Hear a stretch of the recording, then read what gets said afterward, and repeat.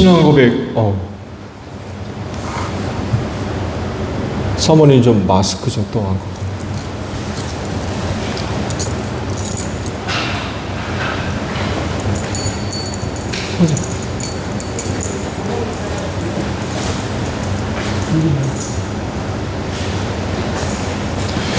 자, 우리 신앙 고백하겠습니다.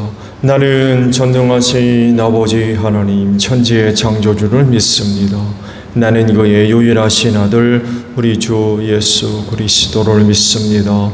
그는 성령으로 잉태되어 동정녀 마리아에게서 나시고 본디오 빌라도에게 고난을 받아 십자가에 못 박혀 죽으시고 장사된 지 사흘 만에 죽은 자 가운데서 다시 살아나셨으며 하늘에 오르시어 전능하신 아버지 하나님 우편에 앉아 계시다가 거기로부터 살아있는 자와 죽은 자를 심판하러 오십니다.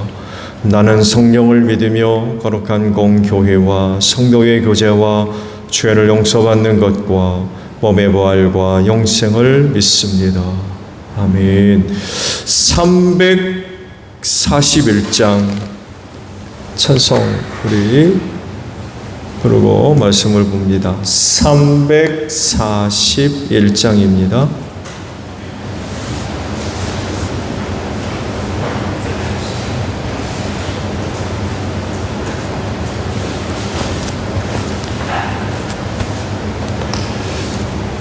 찬송가 341장 부르시고 말씀 봅니다. 십자가를 내가 지고 주를 따라갑니다. 이제부터 예수로만 나의 법에 삼겠네. 세상에서 부귀영화 모두 잃어버려도 주의 평안 내가 받고 영생 복을 받겠네. 주도 곤욕 당했으니 나도 곤욕 당하리. 세상 사람 간사하나 예수 진실합니다. 예수 나를 사랑하사 빛난 얼굴 보이면 원수들이 미워해도 염려할 것 없겠네. 내가 핍박 당할 때에 주의 품에 안기고 세상 거쳐 당할수록 많은 위로 받겠네. 주가 주신 기쁨에 기뻐할 것 무엇냐. 주가 나를 사랑하니 기뻐할 것뿐일세. 아멘. 말씀을 봅니다. 시편 31편 9절에서 마지막 절까지 봅니다. 31편 9절로 마지막 절이에요. 주보에 미스프린팅이 나왔어요. 31장 9절로 마지막이에요. 주님 나를 긍휼히 여겨 주십시오. 나는 고통을 받고 있습니다. 울다 지쳐 내 눈이 시력조차 잃었습니다. 내 몸과 마음도 활력을 잃고 말았습니다. 나는 슬픔으로 힘이 소진되었습니다. 햇수가 탄식 속에서 흘러갔습니다. 근력은 고통 속에서 말라버렸고 뼈마저 녹아버렸습니다. 나를 대적하는 자들이 한결같이 나를 비난합니다. 이웃 사람들로 나를 혐오하고 친구들마저 나를 끔찍한 것 보듯합니다. 거리에서 만나는 이바나 나를 피하여 지나갑니다.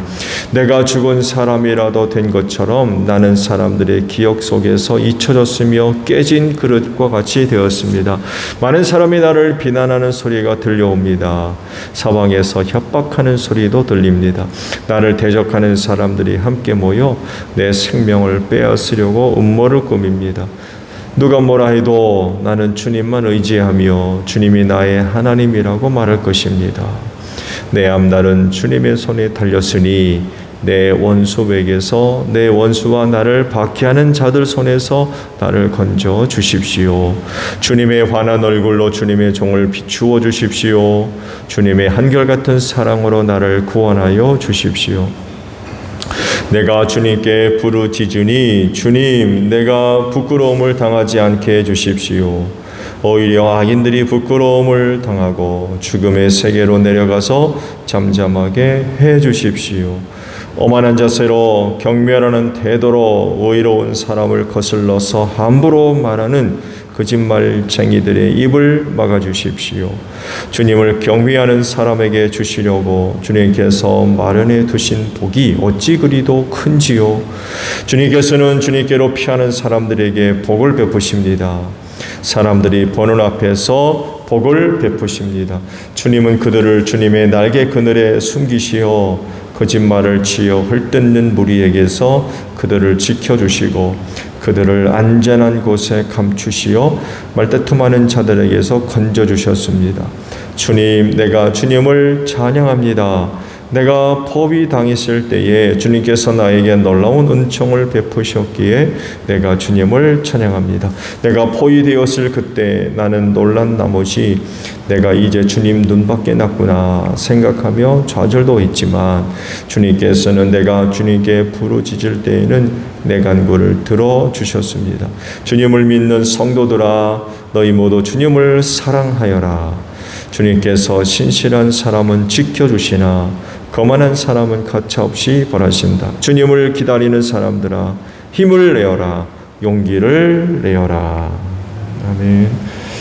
오늘은요 14절의 말씀을 함께 나누려고 그래요. 누가 뭐라고 해도 나는 주님만 의지하며 주님이 나의 하나님이라고 말할 것입니다. 자, 이 말씀과도 같이 주님만 의지하는 여러분들이 되시기를 바랍니다. 31편의 말씀을 보셨지만 발견할 수 있는 건 다윗이 아주 굉장히 힘든 그런 그 상황 가운데 있었던 것으로 보이죠. 그것이 어떤 것인지 구체적으로 밝혀지지는 않지만 아주 매우 힘든 그런 그 순간 혹은 여러 가지 일들, 나날을 여러 날들을 겪었던 것으로 보여요. 오늘도 말씀에 언급됐습니다만에도 그 주변엔 아무도 없는 것 같아요.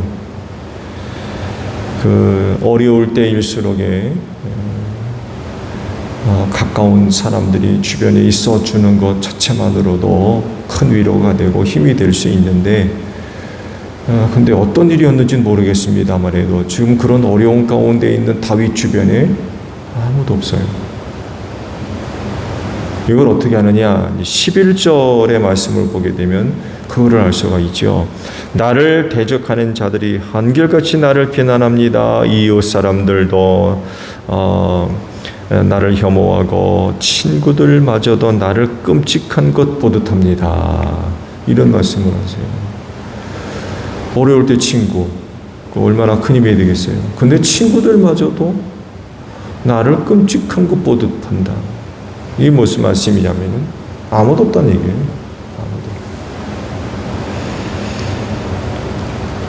이런데 다윗이 어떤 모습을 보여주고 있느냐라고 할 때에 오늘 주신 그 말씀 속에서 당시 다윗이 보여주었던 그 모습이 어땠는가를 발견할 수가 있죠.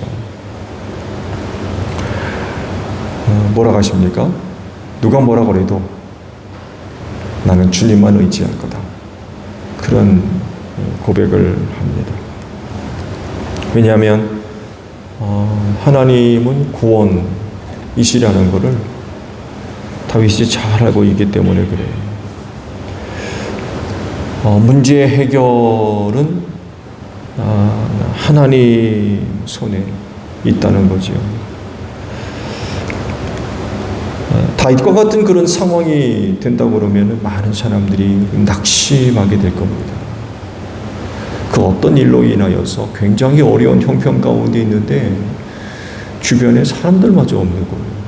그게 얼마나 힘들겠습니까? 낙심이 되고. 그렇게 되게 되면 그 어려움을 이해해 주는 사람도 없고, 또 어려울 때에 함께 이야기해 줄 사람도 없고, 보면은 오히려 다윗을 더 이상하게 보거든요. 그러니까 이상하게 봤다는 얘기는 모든 일의 원인은 바로 너야. 그 어려운 일로 인하여서 다윗을 이상하게 생각하고, 여러분이 욥기서의 말씀 봤죠. 친구들이 위로한답시고 찾아왔는데 너 그렇게 된 거 너 틀림없이 죄졌다는 거. 네가 하나님 앞에서 죄짓지 않으면 그런 일이 있을 수 있냐? 라고 하면서 막 몰아붙이죠. 잘 알지도 못하면서.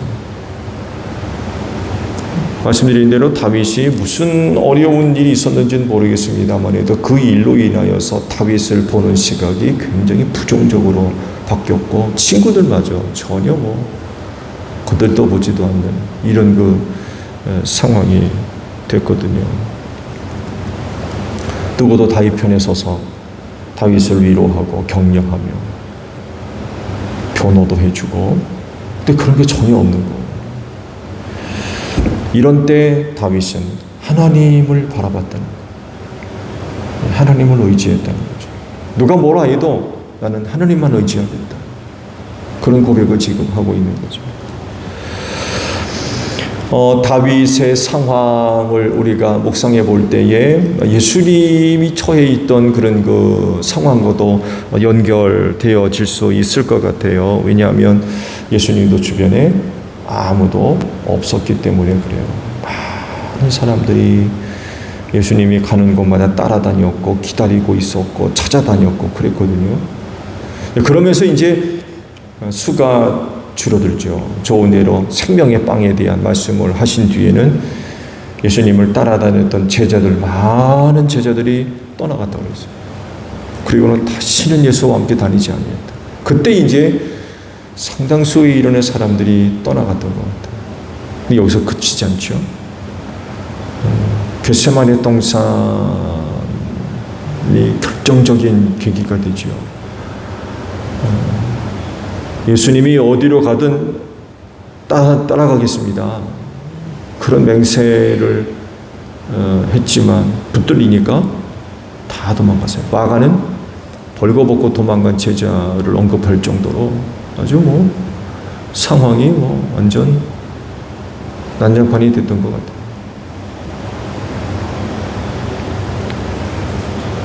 심지어는 배반하는 제자도 발생하고,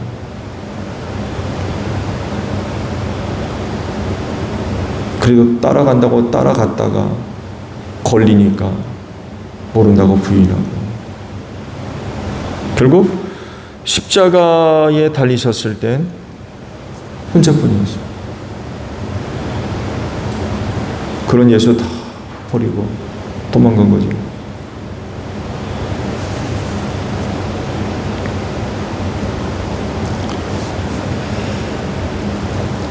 그래서 십자가는 외로움이죠. 심지어는 거기 십자가에 하나님도 안 계셨어요.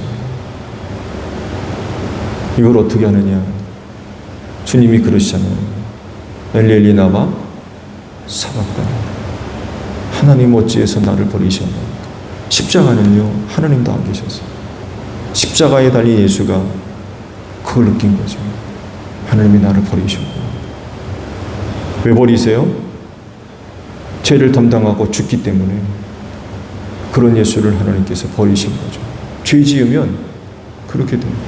버림받는 거예요. 버림받은 영혼은 어떻게 되겠습니까? 멸망할 수밖에 없는 거예요. 그래서 십자가는 외로움이에요. 누구도 이해하는 사람 없고 대신 지는 사람도 없고 그냥 혼자 죽는 거예요. 비참한 거죠. 하나님 어찌해서 나를 버리십니까? 이런 고백이 나올 정도로 십자가는 외로움이죠. 예수 혼자밖에 없는 그런 상황이었던 거죠. 근데 놀라운 것은 그런 상황 가운데 계셨어도 예수님은 하나님을 끝까지 의지하죠. 내 영혼 하나님께 부탁합니다. 나를 버리신 하나님, 그런 걸 느낄 수 있을 정도의 아주 정말 그런 상황이었음에도 불구하고 예수님은 끝까지 하나님을 의지하셨죠.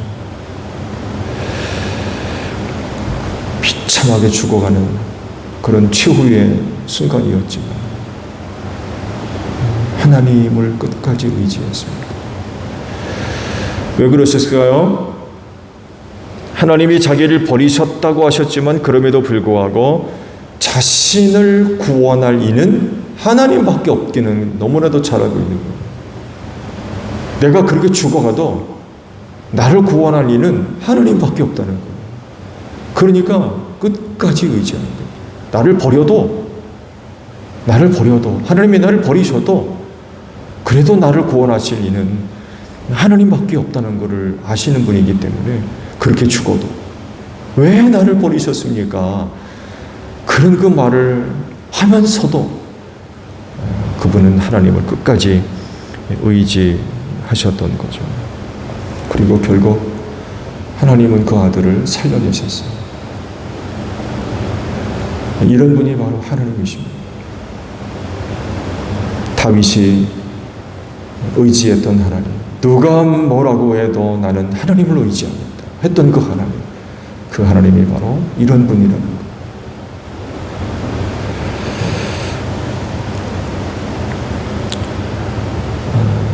이런 것들을 볼 때에 우리 그리스도인도 끝까지 하나님을 의지해야 되겠죠. 또 그렇게 하는 사람이 그리스도인인 줄로 믿습니다.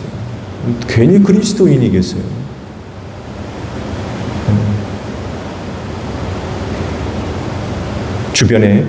여러분 주변에 지지해주는 사람 없고 격려해주는 사람 없고 힘이 되어줄 수 있는 사람이 아무도 없을지라도 하나님만은 끝까지 의지해야 됩니다.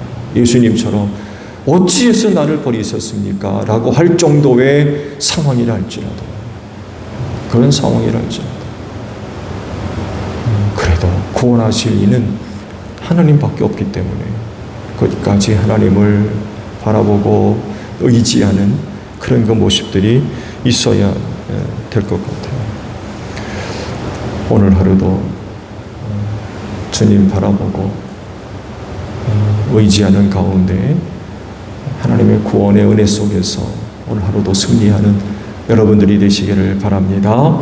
주께 도문합니다. 하늘에 계신 우리 아버지 이름을 거룩하게 하시며 아버지의 나라가 오게 하시며 아버지의 뜻이 하늘에서와 같이 땅에서도 이루어지게 하소서. 오늘 우리에게 일용할 양식을 주시고 우리가 우리에게 잘못한 사람을 용서하여 준 것 같이 우리 죄를 용서하여 주시고 우리를 시험에 빠지지 않게 하시고 악에서 구하소서. 나라와 권능과 영광이 영원히 아버지의 것입니다. 아멘. 기도하겠습니다.